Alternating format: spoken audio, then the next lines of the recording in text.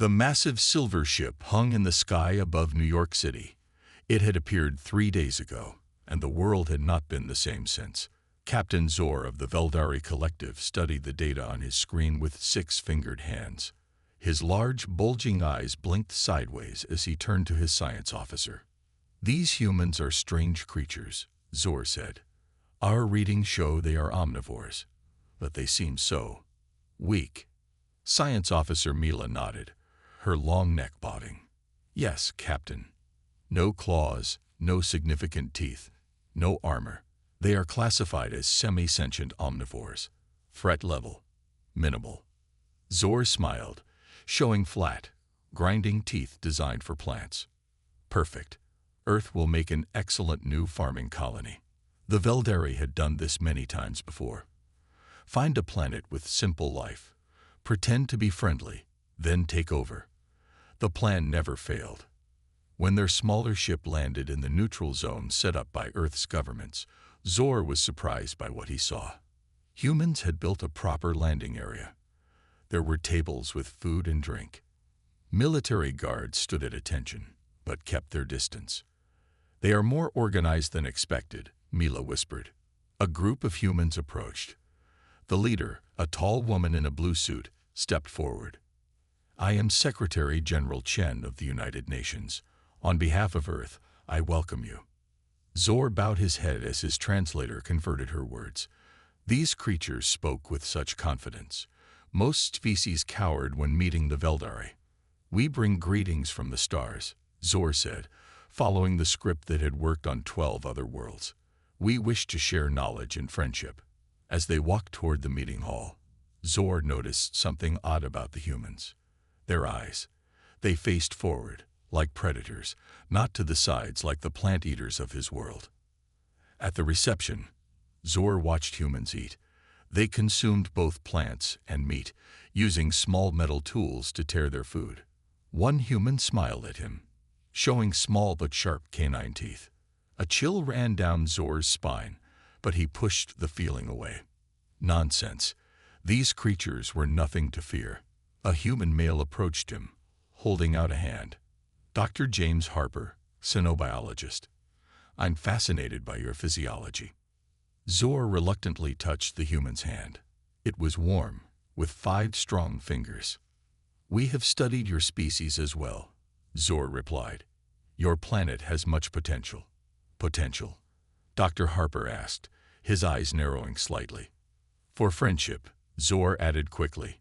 Later, back on the mothership, Zor met with his commanders. "Begin the annexation plans," he ordered. "These humans will surrender quickly once we show our true power. They are barely more than animals." Commander Trell looked uncertain. "Captain, I observed something concerning. Did you notice they have specialized military units? And their tools, they've designed them to overcome their physical limitations." Zor waved a dismissive hand. "All prey species have basic defenses. But without natural weapons, what can they really do? In 1 month, this Earth will be ours." He looked at the blue planet on the screen, already imagining the great farming colonies the Veldari would build. These humans would learn their place soon enough. What Zor didn't understand was that humans hadn't survived for thousands of years by being prey. They had survived by being the most dangerous predators their world had ever known. And they were about to teach the Veldari a painful lesson. 1 week after first contact, the Veldari invited a human delegation to visit their mothership. 20 representatives from Earth's governments, military, and scientific communities boarded the alien shuttle. Dr. Maya Chen checked her small translator device one last time. As both a xenobiologist and former military intelligence officer, she had been specifically chosen for this mission. Something about the Veldari didn't feel right to her. "Amazing technology," whispered General Rodriguez beside her as they entered the massive ship. "Their engines must be centuries ahead of ours." Maya nodded but remained silent. Her eyes took in every detail. The layout of corridors, the position of what looked like security stations, the way Veldari crew members watched them. Captain Zor led the tour with grand gestures. "Here is our botanical garden, where we grow plants from 100 worlds." The humans expressed appropriate wonder, but Maya noticed something odd: large, empty sections that looked like they had been recently cleared. "And what was in these areas?" she asked, pointing. Zor's large eyes blinked rapidly. "Storage. Nothing important." When the tour reached the science deck, Maya noticed glass-walled rooms large enough to hold humans. The equipment inside looked medical, but also restraint-like. "These facilities are for?" General Rodriguez asked. "Medical research," Zor answered quickly. "We study many species." During the formal dinner that evening, Maya excused herself to find a bathroom. Once alone, she took a different turn and slipped down an empty corridor. Using her military training, she avoided the surveillance she'd spotted earlier. She found a computer terminal and connected her translator device. The alien text was complex, but her specialized device had been programmed by Earth's best linguists and computer scientists based on the language samples from the first meeting. Maya's heart raced as the files appeared on screen. Planet designation: Earth. Title specification: resource-rich, minimal defense capability. Domain and species: semi-sentient omnivores, suitable for containment. Recommendion: full harvest protocol, standard annexation timeline. Status: approved. She downloaded what she could and took pictures of the screen with a tiny camera hidden in her watch. When Maya rejoined the group, she maintained her composure despite the cold fear in her stomach. The Veldari weren't diplomats. They were farmers, and humans were their crop. Later, in private quarters assigned to the delegation, Maya tried to warn General Rodriguez. "They're planning to take Earth," she whispered. "They've done this before to other worlds." The general looked troubled. "Are you certain?" "This is a serious accusation. I saw their files. They classify us as semi-sentient, barely more than animals. They think we'll be easy to control." "What do you suggest?" he asked. "I need to get this information back to Earth immediately," Maya said. "And we need to be ready when they make their move." That night, while the rest of the delegation slept, Maya carefully hid her evidence in a small container designed to survive atmospheric re-entry. Using a maintenance access point she had noted during the tour, she reached an external hatch and launched the container toward Earth. As she watched the tiny object disappear into the darkness, Maya hoped it would be enough. The Veldari thought humans were simple prey animals, but they were about to learn a hard lesson about the creatures they planned to harvest. Back in her quarters, Maya smiled grimly. The aliens had studied human biology, but had missed something crucial. Humans didn't survive by running away from danger. They survived by outsmarting it. 3 weeks had passed since first contact. On the surface, talks between humans and the Veldari seemed friendly. But beneath the smiles, Earth's military leaders had been quietly preparing. Thanks to Dr. Chen's warning, Captain Zor stood on the bridge of his mothership, watching Earth on the main screen. "Begin the operation," he ordered. Across the planet, hundreds of smaller Veldari ships appeared in the sky. They released a pale blue light that spread like fog over military bases, government buildings, and power stations. Soldiers fell to the ground, unable to move. Civilians panicked and ran. "The paralyzing field is working perfectly," reported Commander Trell. "Their primitive weapons are useless." Zor smiled. "Start landing the processing teams. I want collection centers established within 48 hours. On the mothership, the human delegation was suddenly surrounded by armed Veldari guards. "What is the meaning of this?" demanded General Rodriguez. "The diplomatic phase is complete," said Zor coldly. "You are now subjects of the Veldari Collective." The humans were separated and locked in the containment rooms Dr. Chen had noticed earlier. She wasn't surprised. She had been expecting this. In her cell, Maya sat calmly on the floor. She knew her warning had reached Earth. Now she needed to gather more information from inside. On Earth, the situation looked bad. Major cities were under Veldari control. The blue paralyzing light had disabled standard military responses. News reports showed alien ships landing in city centers and strange structures being built. But not all was as it seemed. Deep in the Rocky Mountains, Colonel Sarah West gathered her team in an underground bunker. The paralyzing field can't penetrate more than 50 feet of solid rock, she explained. Thanks to Dr. Chen's warning, we had time to prepare. Similar scenes played out in hidden locations around the world. While the Veldari believed they had disabled Earth's defenses, Special Forces units had gone dark, retreating to prepared positions in remote areas. Back on the mothership, Zor received the first reports. Colonization proceeding as planned, Captain. Major population centers secured. Excellent, Zor replied. Any resistance? Minimal, said the officer. Although, some of their military units seemed to have disappeared. Zor waved a dismissive hand. They've run away to hide. It's what prey species do when confronted by superior predators. Dr. Chen was brought to the bridge for questioning. She kept her face neutral, hiding her thoughts. Your people have been easily defeated, Zor told her smugly. Soon they will accept their place in our system. Maya looked directly into his large eyes. You don't understand humans at all, do you? What is there to understand? You are weak creatures with no natural defenses. Maya smiled slightly. Have you studied Earth's history? Our wars. Do you know what we did to our own apex predators? What do you mean? Zor asked, suddenly uncertain. We didn't just survive them. We hunted them to extinction. That night, the first Veldari outpost went silent. No distress call, no warning. One moment it was reporting normal operations. The next, nothing but silence. The hunt had begun. 2 weeks after the invasion began, Captain Zor was growing frustrated. What should have been a simple takeover was becoming complicated. Another patrol missing, he demanded, staring at the report. Commander Trell nodded nervously. Yes, Captain. That's the 5th this week. They simply disappear. And the processing center in what they call Montana. Still offline. The recovery team we sent is also missing. Zor slammed his fist on the console. This makes no sense. Their weapons don't work against our technology. They should be surrendering, not whatever this is. On the command screen, red dots showed Veldari outposts that had gone silent. The pattern was spreading.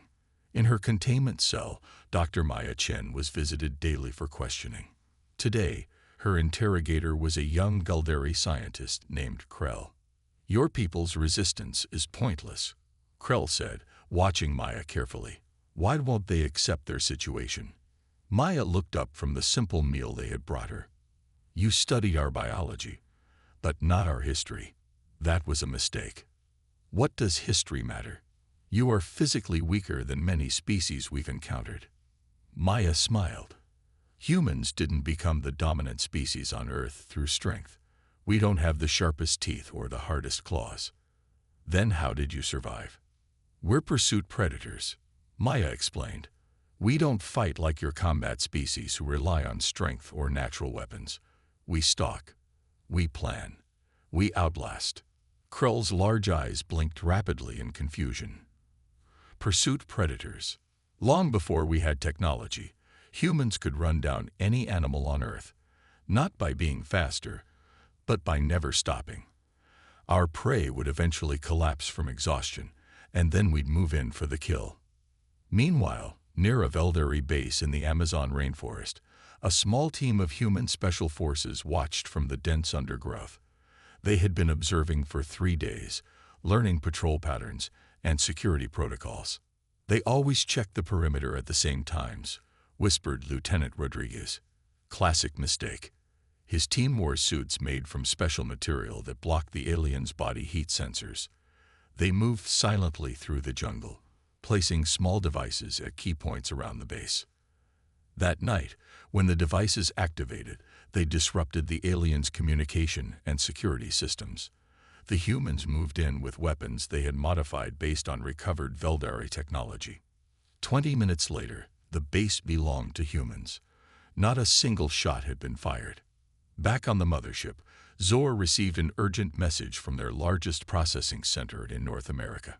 "We're detecting unusual movement patterns in the surrounding forest," reported the base commander. "Should we investigate?" "No," Zor ordered. "It's probably just local wildlife. Focus on processing the humans we've captured." 2 hours later, the entire facility went dark. Zor stared at the blank screen where the base's signal had been. For the first time, he felt something new. Fear. In her cell, Maya sensed the growing panic among the Veldari crew. She smiled to herself. Humans had been hunting dangerous prey for thousands of years. Now the aliens were learning what it felt like to be hunted. The predator had awakened. 2 months had passed since the Veldari invasion began. What should have been a simple takeover had turned into a nightmare for the aliens. Captain Zor hadn't slept well in weeks. The reports from Earth grew stranger each day. He called his senior officers for another emergency meeting. "Explain this," Zor demanded, showing images on the main screen. The pictures showed Veldari equipment arranged in strange patterns outside their bases. Some formed shapes that looked like predatory animals. Others resembled human skulls. Commander Trell shifted uncomfortably. "We don't know who's doing this, Captain. Our sentries find these arrangements in the morning. Our sensors detect nothing during the night. And these." Zor pointed to small wooden carvings found at guard posts. "The humans call them totems," explained Science Officer Mila. "They're primitive religious symbols, often representing hunting spirits." In the Australian outback, Elder Waru led a group of Aboriginal rangers through the red desert landscape. They moved silently, their bodies painted with traditional ochre designs that, by coincidence, confused the aliens' heat sensors. For 50,000 years, their ancestors had hunted in these lands. The aliens' water processing plant had no chance. They depend on their machines to see for them. Waru whispered to the younger rangers. "But machines can be fooled. The land cannot." By dawn, the facility was disabled. The aliens inside never even saw their attackers. On the mothership, Dr. Maya Chen was brought to the bridge for questioning again. Captain Zor himself conducted the interrogation. "Your people are using primitive psychological tactics," he accused. "It won't work against our superior minds." Maya smiled. "You still don't understand what humans are, do you?" "Enlighten me," Zor said coldly. "Look at your own mythology, Captain. What creatures do your young fear? What monsters lurk in your stories?" Zor's large eyes widened slightly. Every Veldari child grew up fearing the shadow stalkers, mythical predators that hunted from darkness. "You should have studied our stories," Maya continued. "Our myths aren't about running away from monsters. They're about hunting them." That night, Zor couldn't sleep again. He kept thinking about Maya's words. The security alarms woke him at midnight. "What's happening?" he demanded over the communication system. "Nothing, sir," replied the security officer. "Just a malfunction. We found this outside the main sensor array." The screen showed a small wooden carving of a wolf. Across Earth, the resistance was growing stronger. Humans shared information using codes the Veldari couldn't understand. References to historical battles, stories, and cultural symbols. In a hidden underground base in the Rocky Mountains, Colonel West received updates from resistance cells around the world. "Australia has taken down 3 water facilities," reported a communications officer. "The European cells have disrupted their power networks, and the Maasai warriors in Kenya have captured an entire landing ship." Colonel West nodded. "Send the signal. It's time for Phase 2. That night, fires were lit on hilltops around the world, a primitive but effective communication method that the high-tech Veldari never thought to monitor. The message was simple. The time for waiting was over. The hunt was entering its next stage. Captain Zor studied the latest reports with growing concern. The human resistance wasn't behaving like any species the Veldari had conquered before. "They're working together," he told his officers, "not just in small groups, but across their entire planet." Commander Trell nodded grimly. We've intercepted communications between their resistance cells. They're sharing tactics and knowledge. Most predatory species in the galaxy are solitary hunters, Science Officer Mila observed. But humans hunt in packs. On Earth, resistance leaders had established a global network. Colonel West's base in the Rockies served as one of several command centers, coordinating attacks and sharing intelligence. The Veldari expect us to act like individual fighters, she explained to her officers. But humans have always been strongest together. In the forests of Finland, a team of resistance fighters prepared to attack a Veldari communications hub. Their leader, Captain Nieminen, had received intel from resistance cells in Japan about weaknesses in the alien sensor grid. Remember what the Japanese team discovered? Nieminen told his squad. Their sensors can't distinguish between human and large animal heat signatures if we move on all fours. The Finnish team crawled through the snow like wolves, their white winter gear making them nearly invisible. They placed jamming devices designed by engineers in South Africa, built from parts smuggled out of a raid in Brazil. Halfway across the world, Dr. Maya Chen was planning her escape. For weeks, she had been building trust with a young Veldari guard named Lixel, who was curious about humans. "Why do your people keep fighting?" Lixel asked during a meal delivery. "No other species has resisted this long." "Because we evolved not just as hunters, but as protectors," Maya explained. "Humans defend their pack." She had noticed that Lixel was different from other Veldari, more curious, less dismissive. Today was the day to make her move. "I have something to show you," Maya said quietly, pulling out a small photo of her family she'd kept hidden. "This is why I fight." Lixel's large eyes widened with understanding. The Veldari were herd creatures who protected their young too. That night, when the mothership's systems suddenly experienced a power fluctuation, Lixel made a decision. The guard helped Maya escape her cell and led her to a maintenance corridor. "Why are you helping me?" Maya asked. "Because your species deserves better than to be harvested," Lixel replied. "And because I've been monitoring your resistance. You fight not just for survival, but for each other."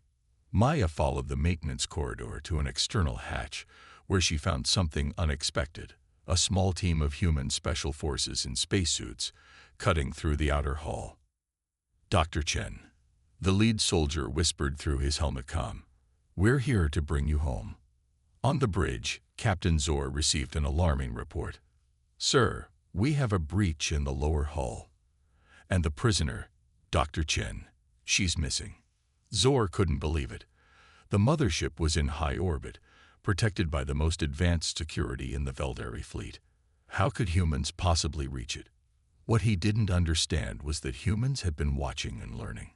Maintenance workers, deemed too unimportant to monitor closely, had studied the ship's weaknesses for weeks.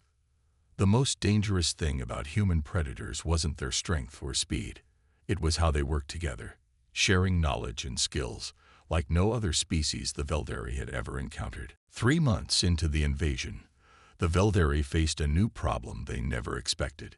Humans weren't just fighting back, they were learning. In a hidden laboratory beneath London, Dr. Fatima Hassan examined a captured Veldari weapon. Within days of getting her hands on it, she had figured out how it worked. The power source is based on crystalline energy storage, she explained to the resistance engineers gathered around her. "We can reverse engineer this design and build our own versions." All across Earth, humans were doing the impossible, adapting alien technology for their own use. Farmers turned Veldari agricultural tools into weapons. Computer experts hacked into alien networks. Engineers rebuilt crashed scout ships to fly again. On the mothership, Captain Zor received the most disturbing report yet. "They're using our own weapons against us now," Commander Trell said, his voice shaking. "The humans in the region called India shot down one of our ships with modified Veldari cannons." Zor stared at the screen in disbelief. "How?" "It took our scientists generations to develop that technology." "That's not all," Trell continued. "Our communications are being intercepted. They've cracked our encryption in just weeks. Science Officer Mila joined the conversation. Captain, I've been studying their history more carefully. These humans, they don't solve the same problems repeatedly like we do. Their entire evolution is based on constant adaptation to new challenges. In the Rocky Mountain base, Dr. Maya Chen led a team working on the aliens' technology. After her rescue from the mothership, she had brought valuable knowledge with her. The Veldari think in fixed patterns, she told Colonel West as they examined a holographic display of alien ship designs. Once they solve a problem, they stop looking for new solutions. Colonel West nodded. And that's their weakness. Exactly, Maya replied. When we deployed those modified drones yesterday, they had no countermeasures ready. The Veldari had sent a new type of hunter-killer drone to track human resistance fighters. Within 48 hours, humans had not only developed countermeasures, but had captured several drones and reprogrammed them. Captain Zor called for emergency help from the Veldari fleet, but his distress signals never reached their destination. Human hackers had taken control of Earth's satellite network and were using it to jam the aliens' long-range communications. We're trapped, Zor realized with growing horror. No reinforcements are coming. In a resistance base in South Korea, a young programmer named Minjun smiled as his code successfully infiltrated another Veldari system. Their network security is advanced but rigid, he explained to his team. They never expected anyone to attack it this way. Across the planet, humans were turning the invasion back on the invaders. Technology meant to control humans was being weaponized against the Veldari themselves. Dr. Chen addressed a global meeting of resistance leaders via a secure channel that ran through the aliens' own communication network, hiding in plain sight. They evolved solving the same problems generation after generation, she explained. We evolved to solve new problems constantly. And that's why we're going to win. The Veldari had made a fatal mistake. They had judged humans by their physical strength and natural weapons, never understanding that humanity's greatest evolutionary advantage was their adaptability, their ability to take any technology and make it their own. 4 months into the invasion, the tide had turned against the Veldari. But humans weren't satisfied with just fighting back.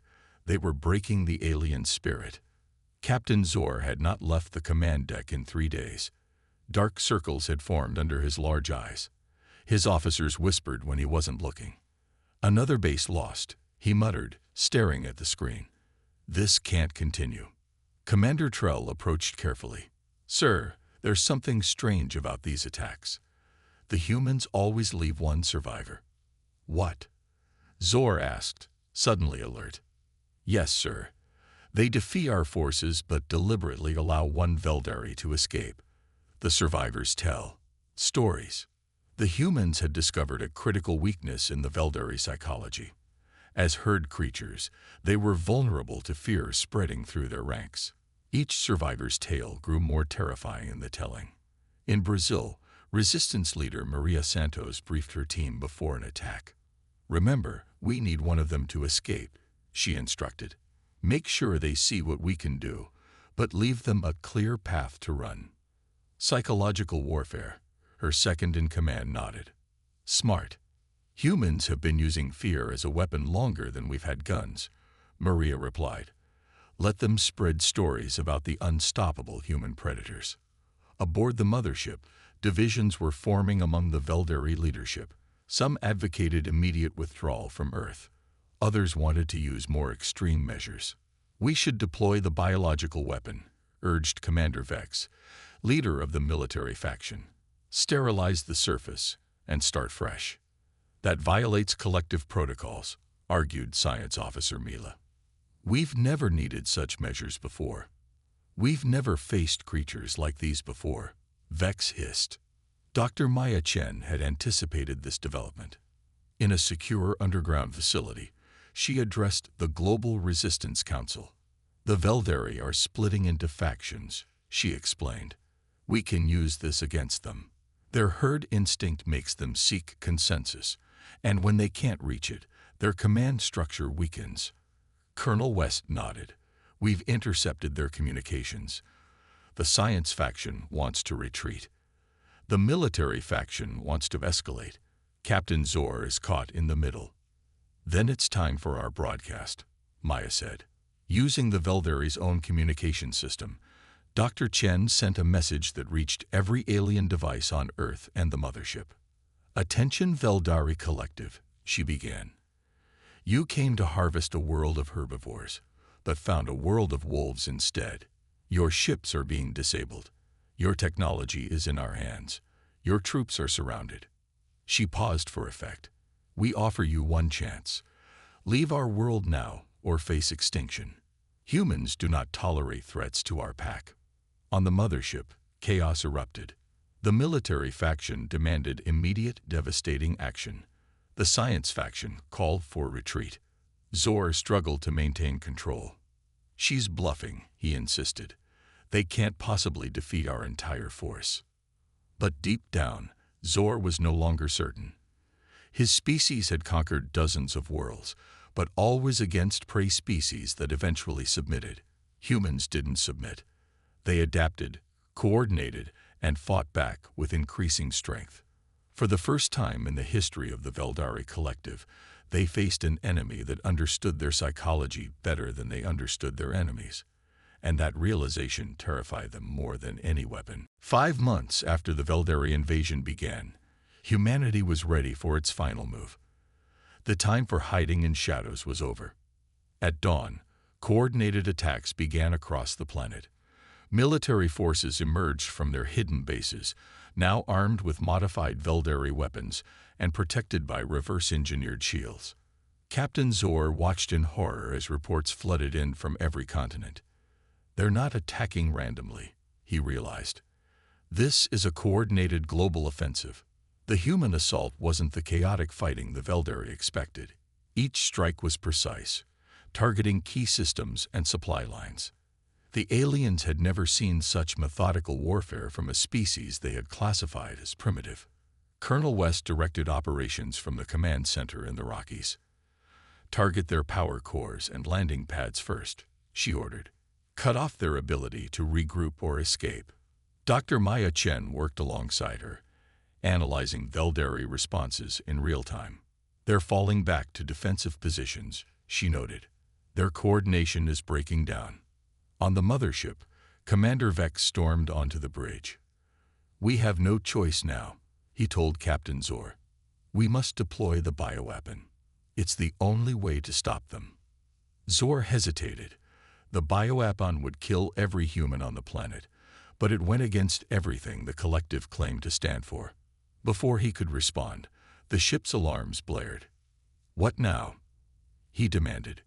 "Sir, our sensors have detected multiple objects approaching from Earth," reported a terrified officer. They're our own shuttles. The humans have launched them at us." Human engineers had repurposed Veldari landing craft as improvised space fighters. Led by experienced pilots, a fleet of these stolen vessels now approached the mothership. Zor made his decision. Deploy the bioweapon. Target the entire planet. A massive cylinder was loaded into the ship's main launch tube. The bioweapon would release a virus engineered to target human DNA, killing every person on Earth within days. At that moment, Dr. Chen received an urgent message in the command center. "They're deploying something from orbit," reported a space monitoring station. "Our sensors indicate it's biological in nature." Maya's blood ran cold. "They're going to try to wipe us out rather than admit defeat." Colonel West turned to her. "Can we stop it?" "Maybe," Maya replied. "But we'll need to intercept it in space before it enters the atmosphere." Within minutes, a desperate plan was formed. The human space fleet would divide. Some to continue the attack on the mothership, others to intercept the bioweapon. Dr. Chen insisted on joining the intercept mission. "I know more about their biological systems than anyone. I need to be there." Aboard a stolen Veldari shuttle, Maya and a small team of astronauts and scientists raced toward the falling bioweapon. The fate of humanity hung in the balance. "Approaching target," announced the pilot. "We'll have one chance to capture it." Using modified Veldari technology, they created a containment field around the weapon. But the system was overloading. "It's breaking free," shouted an engineer. Without hesitation, Maya sealed her spacesuit and entered the failing containment area. Working with desperate speed, she manually reconfigured the field generators. The bioweapon was secured, but Maya's suit had been breached in the process. As radiation from the weapon seeped into her suit, she smiled grimly. The hunt was nearly over, and humanity would survive, even if she might not. The mothership's bridge was in chaos. Emergency alarms blared as human forces breached their outer defenses. "The bioweapon has been contained," reported a Veldari officer, his voice trembling. "The humans, they stopped it." Captain Zor slumped in his command chair. After all their advanced technology, after conquering dozens of worlds, they had been defeated by what they had considered a simple, primitive species. "Send the surrender signal," he ordered quietly. On Earth, celebrations erupted as Veldari forces laid down their weapons. The remaining aliens were confused and frightened, expecting the humans to take revenge. But something unexpected happened. Dr. Maya Chen had survived her exposure to the bioweapons radiation. Weakened but alive, she was now Earth's chief negotiator with the defeated Veldari. In a large meeting room in the former United Nations building, Maya faced Captain Zor across the table. World leaders and Veldari officers watched the historic moment. "Your databases show you've done this to dozens of worlds," Maya said. "Species that couldn't fight back." Zor lowered his large eyes in shame.